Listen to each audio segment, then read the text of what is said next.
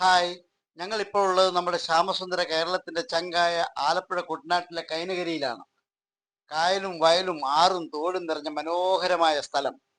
സഞ്ചാരികളുടെ ഇഷ്ടകേന്ദ്രമായ ഇവിടെയാണ് എൻ്റെ വൈഫിന്റെ വീട്.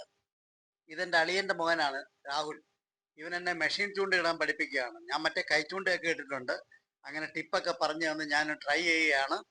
കല്യാണം കഴിഞ്ഞിട്ട് ഏതാണ്ട് 30 വർഷത്തോളമായി.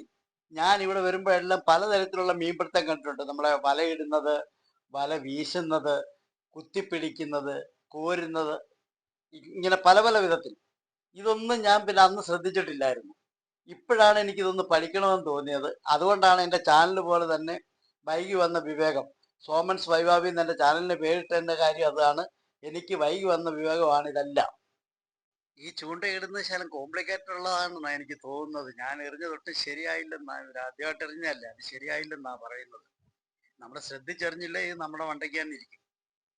മീൻ പിടിച്ചു കഴിഞ്ഞാൽ വലിച്ചെടുക്കുന്നത് ഒരു പ്രത്യേക ടെക്നിക്കാണ്. അതൊക്കെ ഒത്തിരി പഠിക്കാനുണ്ട്. എന്തായാലും ആദ്യത്തേത് വലിച്ചെടുത്ത് ഒന്നും കിട്ടിയില്ല.